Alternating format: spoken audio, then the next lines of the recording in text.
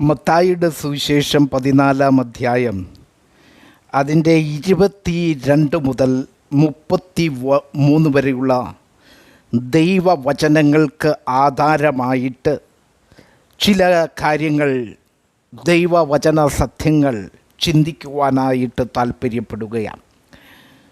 മത്തായിയുടെ സുവിശേഷം 14-ന്റെ 22 മുതൽ 33 വരെയുള്ളതായ വാക്യങ്ങളിൽ പറഞ്ഞിരിക്കുന്നതായ സംഭവ ചരിത്രം ഏവർക്കും സുപരിചിതമായിരിക്കുന്ന വേദഭാഗമാണ്, അല്ലെങ്കിൽ സംഭവ ചരിത്രമാണ്. ഇതിൽ കർത്താവായ യേശു ക്രിസ്തു കാറ്റ് പ്രതികൂലമായിരുന്നതായ സമയത്ത് രാത്രിയുടെ 4-ാം യാമത്തിൽ ശിഷ്യന്മാരുടെ അടുക്കലേക്ക് കടലിന്മീതെ നടന്നു ചെല്ലുന്നതായ കാഴ്ച നമുക്കിവിടെ കാണുവാനായിട്ട് കഴിയും. യേശുവിൻ്റെ ശിഷ്യന്മാർ അവനെ കണ്ട് അവൻ ഒരു ഭൂതം എന്ന് വിചാരിച്ച് അവർ നിലവിളിക്കുവാനായിട്ടിടയായിത്തീർന്നു. പിന്നീട് കർത്താവ് പറയുന്നു, ഭയപ്പെടേണ്ട, ഞാനാകണം എന്ന് പറഞ്ഞിട്ട് ശിഷ്യന്മാരിൽ ഒരുവനായിരിക്കുന്ന ശീമോൻ പത്രോസ്, കർത്താവെ, നീ ആകുന്നു എങ്കിൽ നീ നടന്നു വന്നതുപോലെ വെള്ളത്തിന്മീതെ നടന്നു വരുവാൻ കൽപ്പിക്കണം എന്ന് പറയുന്നതും, അതിനുശേഷം ശീമോൻ പത്രോസ് വെള്ളത്തിൽ മുകളെ നടന്ന് യേശുവിൻ്റെ അടുക്കലേക്ക് ചെല്ലുവാനായിട്ടിടയായി തീർന്നു. അതിൻ്റെ 29, 30, 31 വാക്യങ്ങളിൽ നാം കാണുന്നത്, പടകിൽ നിന്നിറങ്ങിയതായ പത്രോസ് യേശുവിൻ്റെ അടുക്കലേക്ക് ചെല്ലുവാനായിട്ട് യാത്ര തുടങ്ങിയതായ പത്രോസ് കാറ്റ് കണ്ട് പേടിച്ച് മുങ്ങിത്തുടങ്ങി എന്ന് അവിടെ രേഖപ്പെടുത്തി വച്ചിരിക്കുന്നു. അങ്ങനെ മുങ്ങിത്താഴുന്നതിന് ഇടയിൽ അവൻ കർത്താവെ രക്ഷിക്കണമേ എന്ന് പറഞ്ഞ് നിലവിളിക്കുന്നതും, യേശു ഉടനെ കൈനീട്ടി അവനെ പിടിച്ചു. എന്നിട്ട് പറയുന്നത്, അല്പവിശ്വാസിയെ, നീ എന്തിന് സംശയിച്ചു എന്ന് പറഞ്ഞു. അതിനുശേഷം അവർ പടകിൽ കയറുന്നു. കാറ്റ് അമരുന്നതായിട്ട് നാം കാണുന്നു. നോക്കണമേ, കർത്താവായ യേശു ക്രിസ്തുവിൻ്റെ അടുക്കലേക്ക് പടകിൽ നിന്നിറങ്ങി യാത്ര തുടങ്ങിയതായ, വെള്ളത്തിന്മീതെ നടന്നു തുടങ്ങിയതായ പത്രോസ് കാറ്റ് കണ്ട് പേടിച്ച് മുങ്ങിത്തുടങ്ങുകയാൽ കർത്താവ് അവനെ സംബോധന ചെയ്യുന്നത്, അല്പവിശ്വാസിയെ, നീ എന്തിന് പേടിച്ചു എന്നുള്ളതാണ്. Little faith. സുവിശേഷങ്ങൾ നാം പഠിക്കുമ്പോൾ ആ സുവിശേഷങ്ങളിൽ പല ഭാഗങ്ങളിൽ, പല സന്ദർഭങ്ങളിൽ വിശ്വാസ ജീവിതത്തിൽ പരാജയപ്പെടുന്ന വ്യക്തി ജീവിതത്തെ കർത്താവായ യേശു ക്രിസ്തു അല്പവിശ്വാസിയെ എന്ന് സംബോധന ചെയ്യുന്നതായിട്ട് നമുക്ക് കാണുവാനായിട്ട് കഴിയും.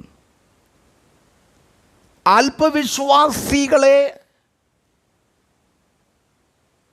എന്നവരെ സംബോധന ചെയ്യുന്നതിലൂടെ, ഇങ്ങനെ സംബോധന ചെയ്യുന്നതായ സുവിശേഷ ഭാഗങ്ങളിൽ കർത്താവ് അത് ആരെ നോക്കിയാണ്, അല്ലെങ്കിൽ അങ്ങനെ കർത്താവ് സംബോധന ചെയ്യുന്നതായ സമയത്ത് ആ വ്യക്തികളിൽ ഉണ്ടായിരിക്കുന്നതായ ചില പ്രത്യേകതകളുണ്ട്. നാം വായിച്ചതായ തിരുവചന ഭാഗം പഠിക്കുമ്പോൾ വെള്ളത്തിന്മീതെ നടക്കുവാനായിട്ട്, കർത്താവെ, നീ ആകുന്നു എങ്കിൽ ഞാൻ വെള്ളത്തിന്മീതെ വരേണ്ടതിന് ആജ്ഞാപിക്കുക എന്ന് പറഞ്ഞ്, കൽപ്പിക്കുക എന്ന് പറഞ്ഞ് പടകിൽ നിന്നിറങ്ങിയതായ പത്രോസ്, അവൻ കാറ്റ് കണ്ട് പേടിച്ച് മുങ്ങിത്തുടങ്ങുകയായിരുന്നു എന്ന് കാണുന്നു.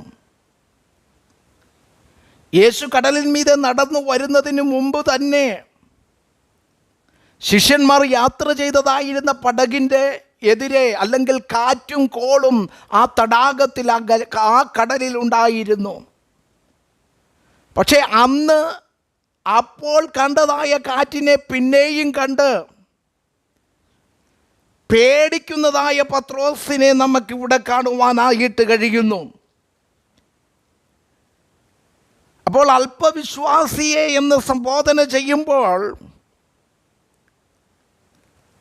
പത്രോസിൽ നാം കാണുന്നത് അവൻ പ്രതികൂലങ്ങളെ കണ്ട് കാറ്റ് കണ്ട് പേടിച്ച് മുങ്ങിത്തുടങ്ങുന്ന വ്യക്തിയായിട്ടാണ്.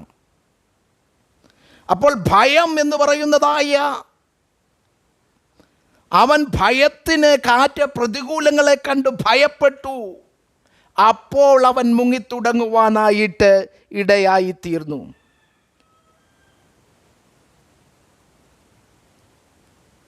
രണ്ടാമതായിട്ട് നാം ഇവിടെ കാണുന്നത് കർത്താവ് അവനെ അല്പവിശ്വാസിയെ എന്ന് സംബോധന ചെയ്യുമ്പോൾ തന്നെ അവനോട് ചോദിക്കുന്നു, അല്പവിശ്വാസിയെ നീ എന്തിന് സംശയിച്ചു? അതായത് നാം അല്പവിശ്വാസികളുടെ ലിറ്റിൽ ഫെയ്ത്ത് ഉള്ളവരുടെ പ്രത്യേകതയാണ് ചിന്തിക്കുന്നത്. ഒന്ന്, അവൻ പ്രതികൂലങ്ങളെ കണ്ട് കാറ്റ് കണ്ട് ഭയപ്പെട്ടു. ഫിയർ നമുക്കവരെ കാണുവാനായിട്ടിടയായിത്തീരുന്നു. രണ്ടാമതായിട്ട് ഇവനിൽ കണ്ട ഒരു പ്രത്യേകത കർത്താവ് പറയുന്നത്, അല്പവിശ്വാസിയെ നീ എന്തിന് സംശയിച്ചു എന്നുള്ളതാണ്. ഒന്ന് ഫിയർ, രണ്ട് ഡൗട്ട് നമുക്കിവിടെ കാണുവാനായിട്ട് കഴിയുന്നു. ഇനി മത്തായിയുടെ സുവിശേഷം 8-ാം അധ്യായം അവിടെ ഇതേ സംഭവം പറയുമ്പോൾ നാം കാണുന്നത് അവിടെ 8-ന്റെ 25-ഉം 26-ഉം വാക്യത്തിൽ പറയുന്നത്, അല്പവിശ്വാസികളെ നിങ്ങൾ ഭീരുക്കളാകുന്നത് എന്ത്? അപ്പോൾ അല്പവിശ്വാസം, ഭയം, അല്പവിശ്വാസികളിൽ കാണുന്ന ഒരു പ്രത്യേകതയാണ് ഭയം അല്ലെങ്കിൽ സംശയം എന്നുള്ളതായ വിഷയം. നിങ്ങൾ എന്തിന് പ്രാണഭയത്തിലായി? തടാകത്തിൽ ഉണ്ടാക്കിയതായ കാറ്റും കോളിനാലും തങ്ങളുടെ പ്രാണൻ നശിച്ചു പോകും എന്ന്, അല്ലെങ്കിൽ തങ്ങൾക്ക് ജീവഹാനി സംഭവിക്കുമെന്ന് അവർ ഭയപ്പെടുവാനായിട്ടിടയായി തീർന്നു. അപ്പോൾ അല്പവിശ്വാസം എന്ന് പറഞ്ഞു കഴിഞ്ഞാൽ അതിനകത്ത് വിശ്വാസമുണ്ടാകും, അതിനോട് ചേർന്ന് ഭയമുണ്ടാകും, അതിനോട് ചേർന്ന് സംശയവും ഉണ്ടാകുന്നതായിട്ട് നാം കാണുവാൻ കഴിയും. അതിന് ഞാൻ കൊടുക്കുന്നതായ ഇക്വേഷൻ ഇങ്ങനെയാണ്: faith plus fear plus doubt is equal to little faith. വിശ്വാസം പ്ലസ് ഭയം പ്ലസ് സംശയം സമം അല്പവിശ്വാസം എന്ന് നമുക്ക് കാണുവാനായിട്ട് കഴിയുന്നു. അപ്പോൾ അല്പവിശ്വാസികളുടെ പ്രത്യേകതയിൽ ഒന്ന്, ഭയം അവർക്കുണ്ടാകും. രണ്ട്, അവർ സംശയിക്കുവാനായിട്ടിടയായിത്തീരും. പത്രോസ് യേശുവിൻ്റെ വാക്കുകളെ സംശയിച്ചു എന്നാണ് ഇതിൽ നിന്ന് നമുക്ക് മനസ്സിലാക്കുവാനായിട്ട് കഴിയുന്നത്. കേട്ട മാത്രയിൽ അവനിലൊരു വിശ്വാസമുളമായി അവൻ പടകിൽ നിന്നിറങ്ങി യേശുവിൻ്റെ അടുക്കലേക്ക് ചെല്ലുവാനായിട്ട് വെള്ളത്തിന്മീതെ നടന്നു. എന്നാൽ അവനിൽ ഭയം ഉളവാകുവാനിടയായി. ഭയമുളവാകുന്നതിന് കാരണമായത് കാറ്റും കോളും പ്രതികൂലവും കണ്ട് അവൻ ഭയപ്പെടുവാനായിട്ടിടയായി തീർന്നു. അങ്ങനെ കാറ്റും കോളും പ്രതികൂലവും കണ്ട് ഭയപ്പെട്ടതായ വ്യക്തി അവൻ മുങ്ങിത്തുടങ്ങുവാനായിട്ടിടയായി തീർന്നു.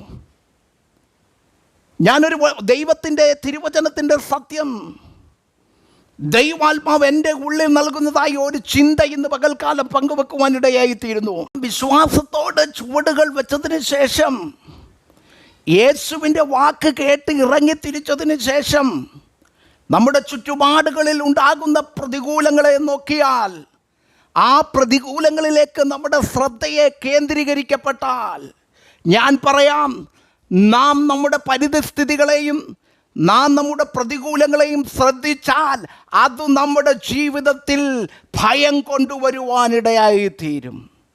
ഭയം നമ്മുടെ ജീവിതത്തിൽ കടന്നു വരുമ്പോൾ ദൈവത്തിൻ്റെ വാഗ്ദാനം, യേശുവിൻ്റെ വാക്ക് പത്രോസ് അവിശ്വസിച്ചതുപോലെ, സംശയിച്ചതുപോലെ ദൈവിക വാഗ്ദത്തങ്ങളെ നാം സംശയിക്കുന്നവരായിട്ട് തീരുവാനിടയായിത്തീരും. എന്തുകൊണ്ടാണ് പലരുടെയും ശുശ്രൂഷയിൽ അവർ പരാജയപ്പെടുന്നത്? എന്തുകൊണ്ടാണ് പലരുടെയും വിശ്വാസ ജീവിതത്തിൽ അവർ പരാജയപ്പെടുന്നതെന്നറിയാമോ? യേശുവിൻ്റെ വാക്ക് കേട്ട് ഇറങ്ങി തിരിച്ചതിന് ശേഷം ഉണ്ടായ പ്രതികൂലങ്ങൾ, ജീവിതത്തിന് ചുറ്റുപാടിൽ ആഞ്ഞടിച്ചതായ പ്രതികൂലങ്ങളിലേക്ക് ശ്രദ്ധ കേന്ദ്രീകരിച്ചപ്പോൾ അതവരുടെ ജീവിതത്തിൽ ഭയം കൊണ്ടുവരുവാനും ഭയം ദൈവിക വാഗ്ദത്തങ്ങളെ സംശയിക്കുവാനും ഇടയായിട്ട് തീർന്നു. ഇന്ന് പകൽക്കാലം എന്നെ കേൾക്കുന്നതായ വ്യക്തി ജീവിതമേ, നിങ്ങൾ യേശുവിൻ്റെ വാക്ക് കേട്ട് ഇറങ്ങിത്തിരിച്ചാൽ, അവൻ്റെ വാഗ്ദത്തം പ്രാപിച്ച് ഇറങ്ങിത്തിരിച്ചാൽ, നിങ്ങളുടെ ചുറ്റുപാടുകളിൽ നിങ്ങൾക്കെതിരെ എന്തൊക്കെ പ്രതികൂലങ്ങൾ കടന്നു വന്നാലും ആ പ്രതികൂലത്തെ നിങ്ങൾ ശ്രദ്ധിക്കരുത്, അതിനെ നിങ്ങൾ മൈൻഡ് ചെയ്യരുത്. നിങ്ങൾ അതിനെ ശ്രദ്ധിച്ചാൽ നിങ്ങളുടെ ജീവിതത്തിൽ ഭയമുളവാകുന്നതിന് കാരണമാകും.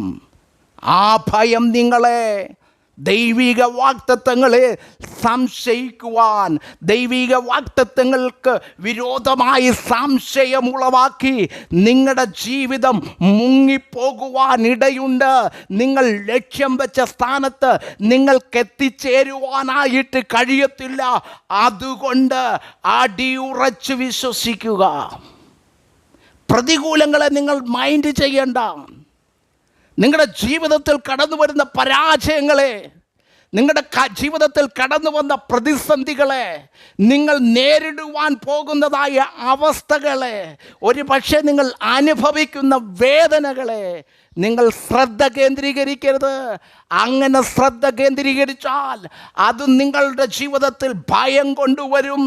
ആ ഭയം നിങ്ങളെ സംശയത്തിലേക്കും സംശയം നിങ്ങളെ പരാജയത്തിലേക്കും വഴി നടത്തുമെന്ന് ഇന്ന് പകൽക്കാലം യേശുവിൻ്റെ വാക്ക് കേട്ടിറങ്ങി തിരിച്ചവൻ പ്രതികൂലങ്ങളെ കണ്ട് പ്രതികൂലങ്ങളിൽ ശ്രദ്ധ കേന്ദ്രീകരിച്ചപ്പോൾ അവൻ എന്തു ചെയ്തു? മുങ്ങിത്താഴുവാനായിട്ട് ഇടയായി തീർന്നു. അങ്ങനെ മുങ്ങിത്താണപ്പോൾ അവനെ വന്ന് കൈ പിടിച്ചുയർത്തിയ കർത്താവ് പറയുകയാണ്, അല്പവിശ്വാസിയെ, നീ എന്തിനു സംശയിച്ചു? അപ്പം രണ്ട് കാര്യങ്ങൾ നാം ഇവിടുന്ന് മനസ്സിലാക്കണം. നാം നമ്മുടെ പ്രതികൂലങ്ങളിൽ ശ്രദ്ധ കേന്ദ്രീകരിച്ചാൽ അത് നമ്മുടെ ജീവിതത്തിൽ ഭയം കൊണ്ടുവരുവാനിടയായിത്തീരും. ഭയം നമ്മുടെ ജീവിതത്തിൽ കൊണ്ടുവരുന്നത് എന്താണെന്നറിയാമോ? ദൈവിക വാഗ്ദത്തങ്ങളിൽ, ദൈവവചനത്തിന് വിരുദ്ധമായി സംശയങ്ങളായിരിക്കും. ചിലർക്കങ്ങനെ സംഭവിക്കാറുണ്ട്. കാരണം നമ്മൾ ഭയന്നാൽ ആ ഭയം നമ്മളിൽ സംശയം കൊണ്ടുവന്നിട്ട് ദൈവം എനിക്ക് വേണ്ടി പ്രവർത്തിക്കുമോ? എൻ്റെ കുടുംബത്തിൻ്റെ സ്ഥിതി മാറുമോ? ഞാൻ ഈ രോഗം മൂലം മരിച്ചു മാറ്റപ്പെടുമോ? എനിക്ക് സൗഖ്യം കിട്ടുമോ? എൻ്റെ സ്ഥിതി മാറുമോ? എൻ്റെ കുഞ്ഞുങ്ങൾ വിജയിക്കുമോ? എനിക്ക് ജോലി കിട്ടുമോ? എന്നിങ്ങനെയുള്ളതായ സംശയങ്ങൾ നിങ്ങളുടെ ജീവിതത്തിൽ കൊണ്ടുവന്നിട്ടാൽ ഞാൻ പറയട്ടെ, ഒരിക്കലും നിങ്ങൾക്ക് വിജയിക്കുവാനായിട്ട് പറ്റത്തില്ല. നിങ്ങൾക്ക് വിജയിക്കണമെങ്കിൽ സാഹചര്യങ്ങളെ നോക്കാതിരിക്കുക, അവസ്ഥകളെ നോക്കാതിരിക്കുക. നിങ്ങൾ ലക്ഷ്യം വെച്ചതായ ആ പോയിന്റിലേക്ക് തന്നെ, നിങ്ങൾ ലക്ഷ്യം വെച്ചതായ കർത്താവിലേക്ക് തന്നെ നിങ്ങളുടെ ശ്രദ്ധ കേന്ദ്രീകരിക്കുക. അങ്ങനെ നിങ്ങൾ യാത്ര ചെയ്താൽ നിങ്ങളുടെ ജീവിതത്തിൽ നിങ്ങൾക്ക് പരാജയം എന്തെന്നറിയേണ്ടതായിട്ട് വരത്തില്ല. ദൈവം നിങ്ങളെ അനുഗ്രഹിക്കുമാറാകട്ടെ.